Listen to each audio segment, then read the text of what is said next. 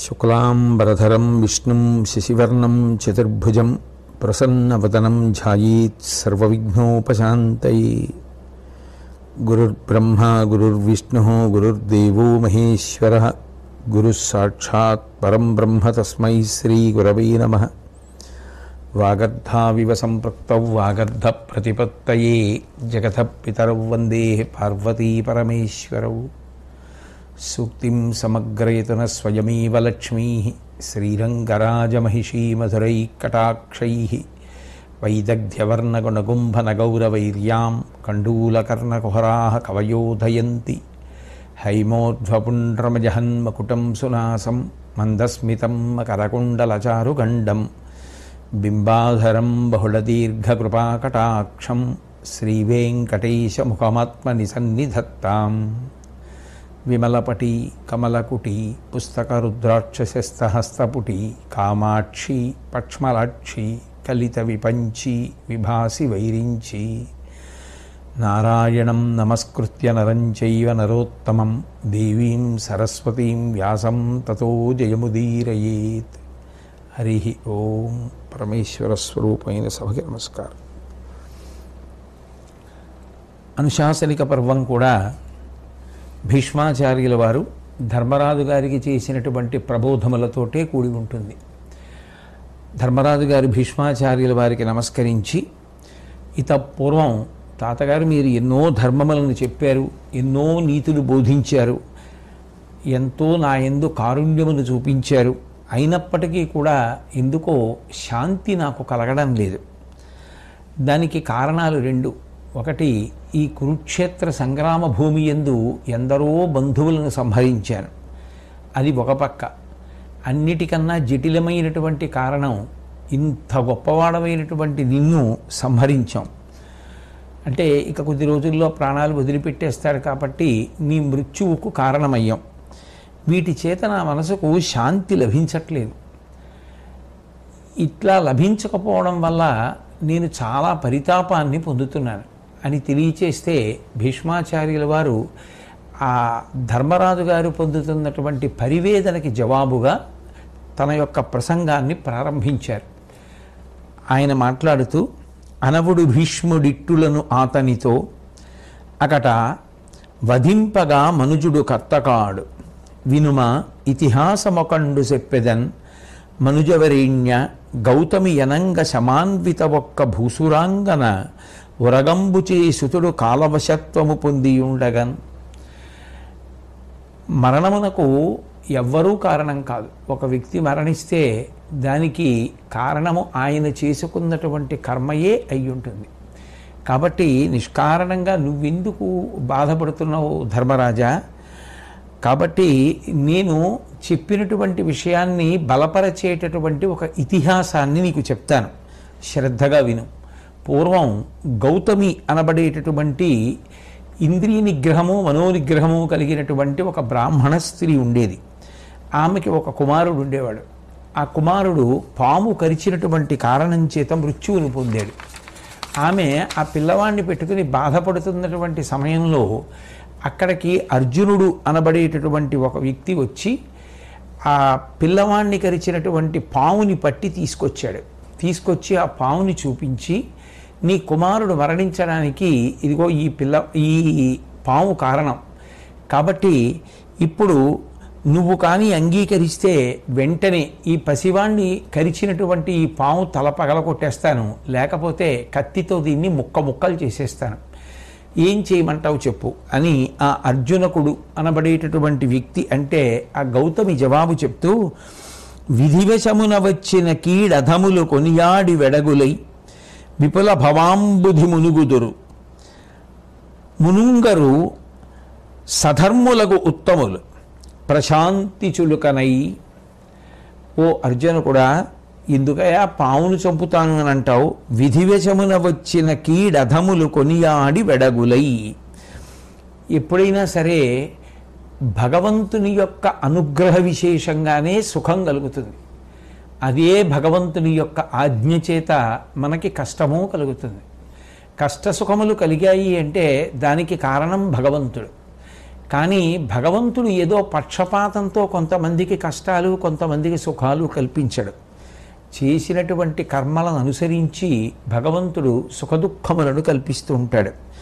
అందుకే కొందరు ఈ విషయాన్ని తెలుసున్నటువంటి ధర్మవేత్తలు నిరంతర శాంతిని పొంది సంసార సాగరమును దాటేస్తారు.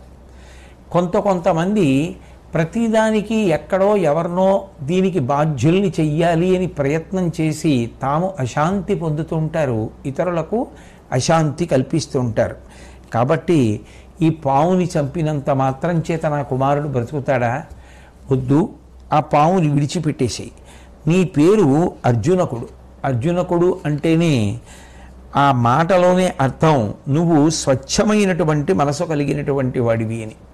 నీ పేరుకు తగినట్టుగా నువ్వు ప్రవర్తించాలి తప్ప నీ పేరుకు తగని రీతిలో నువ్వు ప్రవర్తించకూడదు. కాబట్టి ఆ పావుని చంపడం ఎందుకయ్యా, విడిచిపెట్టేసేయి అంటే ఆ వచ్చినటువంటి వ్యక్తి, ఆ పావుని పట్టుకొచ్చినటువంటి వ్యక్తి అర్జునకుడు, నేను ఇట్లా విడిచిపెట్టడానికి అంగీకరించను. ఎందుచేత అంటే హింస పాపము అని నువ్వు అంటావేమో, కానీ మనుష్యులకు బాధలు కలిగించేటటువంటి జంతువులను సంహరించడంలో ఏ విధమైన దోషం లేదు. పైగా శత్రువు చేజిక్కినప్పుడు సంహరించడం అనేటటువంటిది అనాదిగా వస్తున్నటువంటి విషయమే. పూర్వం దేవేంద్రుడు వృత్రాసురుణ్ణి సంహరించలేదా? శివుడు దక్షయజ్ఞాన్ని ధ్వంసం చేయలేదా? శ్రీ మహావిష్ణువు ఎన్నో పర్యాయములు రాక్షస సంహారం చేయలేదా? కాబట్టి ఒక్కొక్కసారి ధర్మం కోసం చంపవలసి ఉంటుంది. ఈ పాము నిష్కారణంగా నీ బిడ్డన్ని చంపింది కాబట్టి ఇప్పుడు ఈ పావుని చంపడం దోషం లేదన్నాడు. అంటే ఆశ్చర్యకరంగా ఆ పాము మాట్లాడింది. ఆ పాము అంది, ఇందులో నా తప్పే ఉంది, నేను నిమిత్త మాత్రం. నేను పాకి వెడుతుండగా ఎన్నో కనపడతాయి, అన్నిటినీ కరిచానా? ఈ పిల్లవాణ్ణి కరు అని మృత్యుదేవత నన్ను శాసించింది. మృత్యుదేవత గ్రసించడానికి ఒక కారణం ఉండాలి, ఏదో ఒక కారణం లేకుండా మృత్యువు రాదు కదా. కాబట్టి ఆ మృత్యుదేవత యొక్క ఆజ్ఞ పనుపున నేను కరిచాను తప్ప నేను స్వతంత్రురాలనై ఏదో ఆ పిల్లవాడితోటి క్రోధం పెట్టుకొని నేను కరవలేదు. కాబట్టి నిష్కారణంగా నన్నెందుకు దీనికి బాధ్యురాల్ని చేస్తావు? కాబట్టి నన్ను విడిచిపెట్టేసేయి, నన్ను చంపవద్దు అని ఆ పాము ప్రార్థన చేసింది. అయినా అర్జునకుడు వినకపోతే ఈలోగా మృత్యుదేవత వచ్చింది. వచ్చి ఆ మృత్యుదేవత అంది, నేను కూడా ఆ స్వతంత్రంగా ఆ పావుని ఆ పిల్లవాడిని కరువు అని చెప్పలేదు. నేను ఆ పిల్లవాడిని గ్రసించాలంటే ఓ కారణం ఏర్పడాలి. కారణం ఏర్పడాలంటే పాము కరవాలి. పాము కరిస్తే అతని శరీరంలోకి విషం పెడితే నేను గ్రసించి అతన్ని పడగొట్టచ్చు. అందుకని కరవమన్నాను. నేను నా బుద్ధితో వచ్చినట్టుగా పిల్లవాడిని కరువు అని పావుకి చెప్పలేదు. యమధర్మరాజు గారు నాకు చెప్పాడు, ఓ మృత్యుదేవత సమయం ఆసన్నమైంది, వెళ్ళి ఆ పిల్లవాడిని కబళించమన్నాడు. అందుకని నేను వెళ్ళాను. కాబట్టి నేను స్వతంత్రంగా చేసింది కాదు. కాబట్టి నాకు కూడా ఇందులో ఏ దోషం అంటదు అని. ఆ అర్జునకుడు యువతల గౌతమి ఇద్దరూ కూడా ఆశ్చర్యంతో ఈ విషయాల్ని వింటుండగా అంతలో ఆ ప్రదేశానికి యమధర్మరాజు గారు వచ్చారు. వచ్చి ఆయన అన్నారు, ఇందులో మీ అందరి యొక్క సందేహములను పోగొట్టడానికి నేను ప్రేమతో వచ్చాను. ఒక్కొక్క సందర్భంలో అట్లా రావలసి ఉంటుంది. అట్లా వచ్చి మాట్లాడితే సమాజంలో ఉన్నటువంటి అయోమయావస్థ తొలగిపోతుంది. రెండు, మీకు కలిగినటువంటి సందేహం నివృత్తి అయిపోతుంది. అందుకని నేను ప్రేమతో బయలుదేరి వచ్చాను. పామును మృత్యువు నేనును కామీదారకుని మృతికి కారణము. ఈతండేమే కర్మము చేసన్ తా మృతి పొందించెనదియ తలకొని ఇతనిన్. నిజానికి ఈ పిల్లవాడి యొక్క మరణంలో పాముకి సంబంధం లేదు, మృత్యువుకి సంబంధం లేదు. నేను ఏ విధంగానూ కూడా ఈ పిల్లవాడి యొక్క మరణానికి కారకుణ్ణి కాను. ఎందుకనంటే పామును నేనును కామీదారకుని మృతికి కారణము. మేము ముగ్గురం కారణం కాదు. మరి కాకపోతే ఈ పిల్లవాడు ఎలా చచ్చిపోయాడు అంటారా? ఈతండేమే కర్మము చేసన్ తా మృతి పొందించనదియ తలకొని ఇతనిన్. ఇతడు ఏ కర్మములు చేశాడో పూర్వం ఇతడు చేసినటువంటి పనులు ఏ ఉన్నాయో ఆ పనులే ఫలితములు ఇవ్వాలి. ఇతడు గత జన్మలో అకాల మృత్యువును పొందడానికి ఏ కర్మ చేయాలో అటువంటి పాపకర్మ చేసినటువంటి కారణం చేత ఈ పిల్లవాడు ఇప్పుడు అకాల మృత్యువుని పొందాడు తప్ప నిష్కారణంగా భగవంతుడు ఎవరికి ఏ ఖేదాన్ని కల్పించడు కదా. చేసినటువంటి పాపపుణ్యములను అనుభవించి తీరవలసినదే అన్న సనాతన ధర్మంలోని సిద్ధాంతము ఎంత బలమైనదో ఎంత సత్యమైనదో నిరూపించేటటువంటి ఘట్టము సుమా ధర్మరాజా.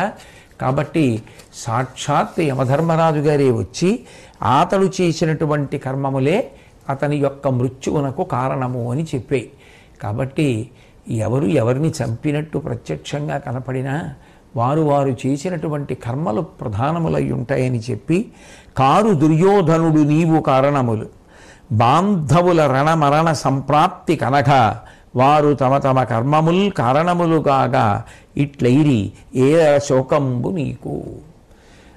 మేమందరం మరణించాము అంటే దానికి కారణం ధర్మరాజా దుర్యోధనుడు కాదు, నువ్వు కాదు. ఎవరెవరి కర్మల ప్రకారం వారు వెళ్ళిపోవలసి ఉంటుంది. కాబట్టి మేము చేసినటువంటి కర్మలు ఏమున్నాయో మేము చేసినటువంటి ఆ కర్మల యొక్క ఫలితంగానే మృత్యువుని పొందాం.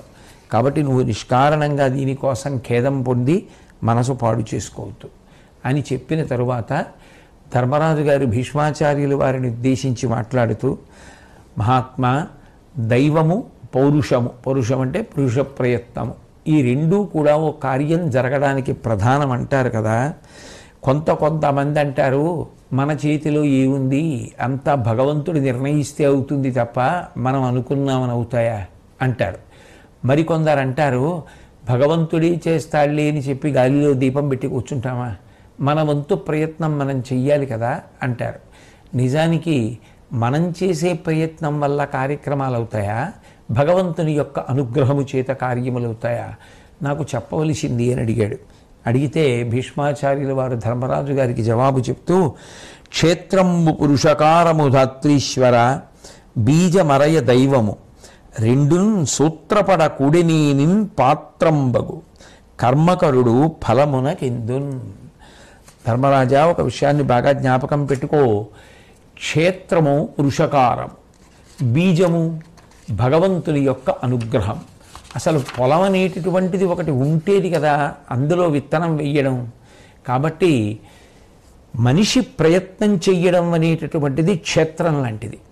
ఆ పైన భగవంతుని యొక్క అనుగ్రహం కలిసి రావడం అనేటటువంటిది బీజాన్ని నాటడం లాంటిది. ఈ రెండు కలిస్తే కదా మొక్క రావడం. పొలం ఉంది, విత్తనం లేదు, ఉపయోగం ఏముంది? విత్తనాలు ఉన్నాయి, పొలం లేదు, ఉపయోగం ఏముంది? పొలము విత్తనాలు రెండూ ఉన్నాయి, మొలకలు వస్తాయి. అట్లాగే పురుష ప్రయత్నము జరగాలి, దైవానుగ్రహము తోడు కావాలి. ఈ రెండూ తోడైనప్పుడే, ఈ రెండూ కలిసినప్పుడే చేసినటువంటి పనులు ఫలితమును పొందుతాయి. అనలంబించుకయైన పవనుచే వెలుగొందు మాట్కి వర్ధనము పొందును సత్కర్మాచరణంబున దైవము నానుకూల్యము కురుప్రవరా. ఓ ధర్మరాజా, నిప్పు చాలా చిన్నది ఉండొచ్చు, కానీ గాలి అదే పనిగా వీచిన లేదు ప్రయత్నపూర్వకంగా మనమే ఊదిన ఆ చిన్నదున్నటువంటి నిప్పు నిరుసు మిలిమిల్లిగా వృద్ధి పొంది పెద్ద మంట అవుతుంది. అలాగే దైవానుకూల్యత పొందాలి అంటే మనం పుణ్యకర్మలను మంచి కర్మలను చేస్తూ వెళ్ళగా మనం చేసినటువంటి మంచి పనుల యొక్క ఫలితంగా మనం చేసేటటువంటి సంకల్పములకు అవి ధర్మబద్ధములై ఉంటాయి. కాబట్టి అటువంటి ధర్మబద్ధములైనటువంటి సంకల్పములు ఏమున్నాయో వాటికి ఈశ్వరానుగ్రహము తోడై కార్యం నడుస్తూ ఉంటుంది. అట్లాగే ఒక ప్రమిద పెట్టి ప్రమిదలో నెయ్యి పోసి అందులో ఒత్తి వేసి దీపం వెలిగిస్తే నెయ్యి క్రమక్రమంగా అయిపోతున్న కొద్దీ దీపం నిధనం అవడం ప్రారంభమవుతుంది, కాంతి తగ్గిపోతుంది. ఆ ప్రమిదలో ఉన్నటువంటి నెయ్యి అంతా అయిపోతే ఒత్తి కాలిపోతుంది, దీపం పూర్తిగా నిధనం అయిపోతుంది. అట్లాగే మనిషి చేసేటటువంటి కర్మలలో పవిత్రత లోపించిపోతే దాని చేత ఈశ్వరానుగ్రహం రావడం కూడా తరిగిపోతుంది. తరిగిపోయినప్పుడు అనుకున్న కార్యక్రమములు నెరవేరం అని చెప్పిన